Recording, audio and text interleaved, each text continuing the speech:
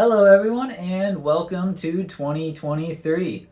It's been a little while since my last upload, but today we're going to talk about something so special, so unique, so. Okay, you probably saw the thumbnail.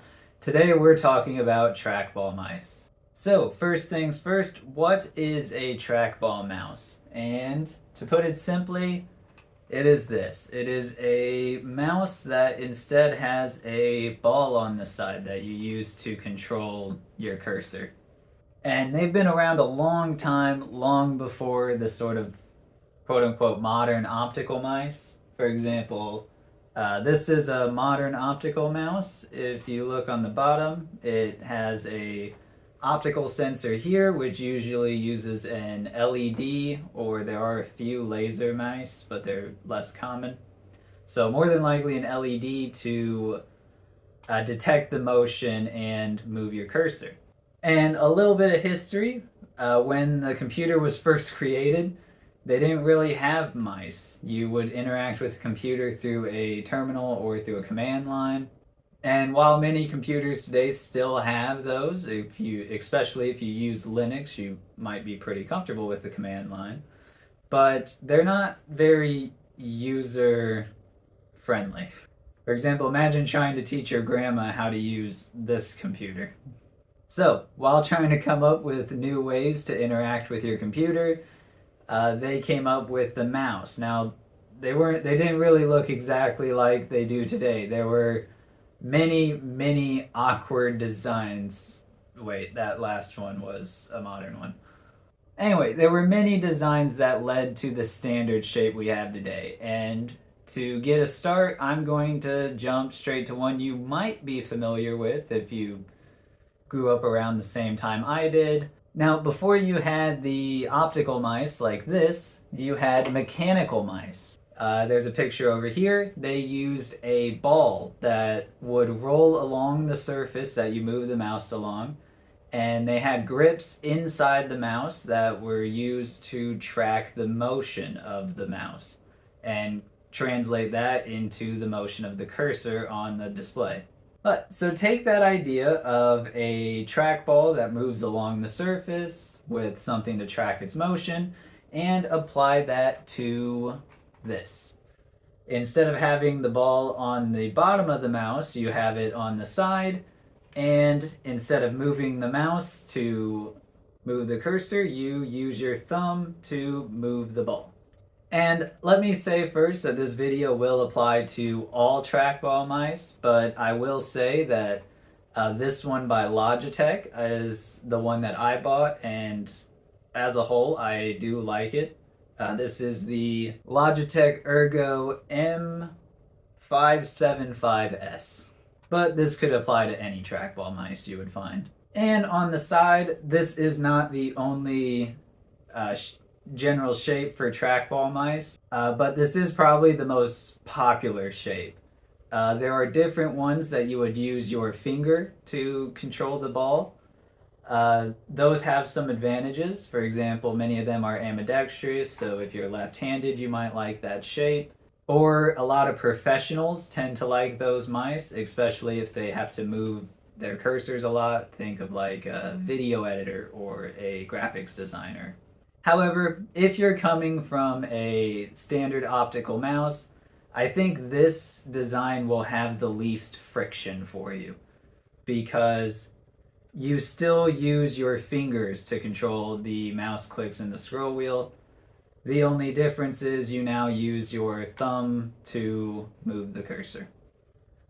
So, what is it like to use a trackball mouse, and maybe more importantly to you, is it worth it?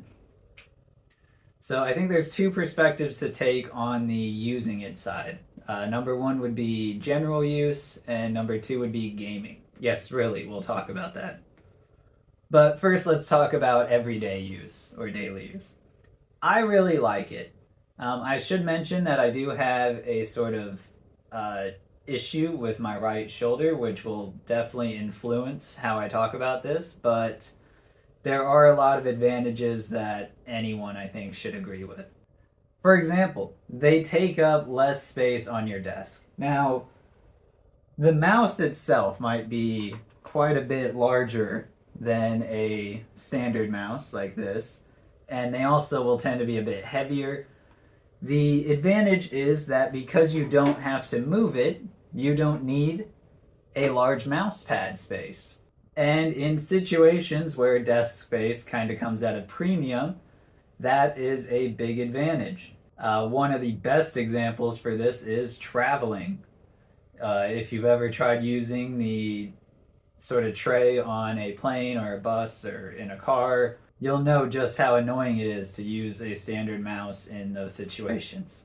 Another pro I would say would come from either a dual monitor setup like this, or if you have a ultra wide monitor, I think a trackball mouse might also be beneficial there because you don't have to move your arm to go from one side to the other as much. Now, that's almost certainly not something you ever consciously think about as you're painstakingly sliding your mouse from one side of to the other, but I do think that is something that I definitely noticed when I started using the trackball mouse, and I think it is a good advantage.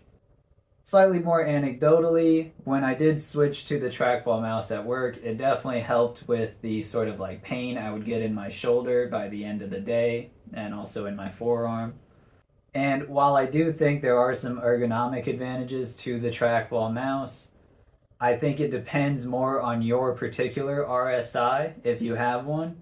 And I definitely think you should keep that in mind if you're curious in getting one. Now for some cons. I do find them to be much less precise. There was one reviewer I saw when I was shopping for this one where he found it too imprecise, and his solution was to replace the lightweight included ball with a ball bearing. And if that's what works for you, then that's what works for you. But for me, I found myself getting much better with it over the last few months. And for non-precise tasks like working on a Word document or a PowerPoint or something, they're more than fine. Another con that I feel like I should mention is they tend to be quite heavy, and that's because the manufacturer doesn't expect you to be lifting it all the time. So they can add a bit more weight into it to make it feel a little bit more like a premium product. And so I don't think this is really a big con because, as I said, you're not lifting the mouse anymore. I did feel I should mention it. Another issue is cleaning them. This used to be an issue with the old mechanical mice that I talked about before, where dirt or hair would get inside and sort of tangle in the grips, and it would make them much less accurate as you go.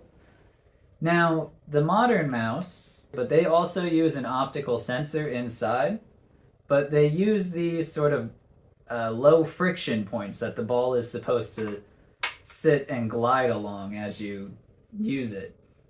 And roughly about once a day, I'll start to notice that it gets a bit stiffer to move around, but it's easy enough to just pop out the ball, clean the points with your finger or a little tissue ideally, and it's back to normal. But you will have to clean your mice quite frequently if you have one of these. And the final thing I'll mention is the price. These tend to be quite a bit more expensive than the standard optical mice variants. And sadly, I don't think there's too much that can be done because of the lack of demand for these mice. They don't get to take advantage of the same economy of scale that the more popular mice get, and so they kind of will always come at a little bit of a premium, I think. Now, to be fair, for me personally, I don't think you really have to buy a new mouse very often, at least I don't. So I'm able to justify that price with just the consideration of I'll probably be using the mouse for several years, but it is kind of a tough pill to swallow, especially if you're not sure and you just want to try out the mouse. Though I have seen some manufacturers like Logitech will offer a 30-day trial period if you're interested. So what about gaming? Now I admit originally I was just going to pop this up and say, oh, what did you expect? And then move on. But this actually was a bit more interesting than I expected. But first, let's talk about first person shooters. So I hopped into a free game on Steam that's called Aim Lab. It's, as I said, it's a free to play game that has different practice scenarios to help you improve your accuracy in first person shooters. And there's a lot of different training scenarios on that game. I'm not even beginning to scratch the surface of it, so if you're interested, you can check it out on Steam. It's probably available elsewhere, but I played it on Steam. And the reason I decided to do this instead of just hopping into CSGO or Call of Duty or something and just talking about what it was like was I wanted some hard numbers. And so for my test, I hopped in and I did 3 different training scenarios. I did the flicking, the tracking, and the speed test.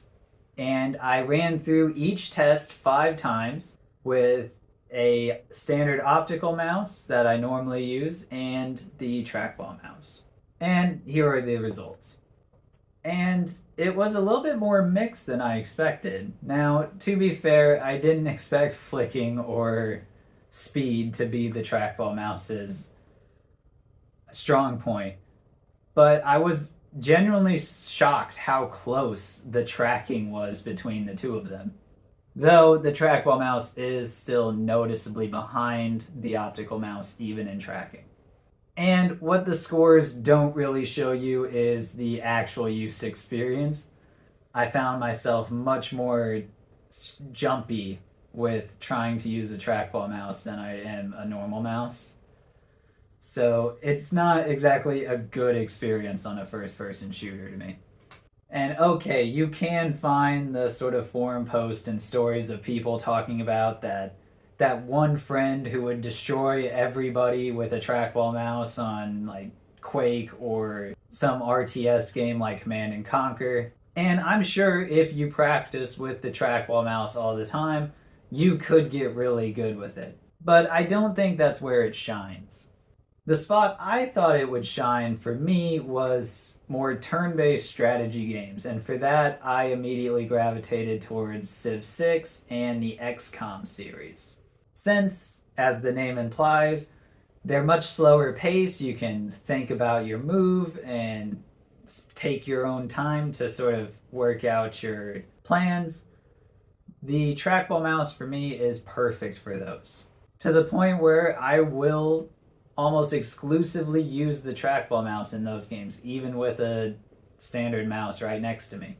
And I could also maybe see it working in grand strategy games like Stellaris or Hearts of Iron, mostly because those tend to have a pause mechanic so that you can pause and do what you need to do. And if you think about it, you could probably come up with a few other types of games where it would work. Another 2 I can think of would be like deck building games like Hearthstone or point and click adventures like the Telltale series. I think those could probably work pretty well with a trackball mouse. So, is a trackball mouse for you? If you're similar to me with a similar RSI, or you're working an office job and you're concerned about ergonomics, then I definitely would say keep them on your radar.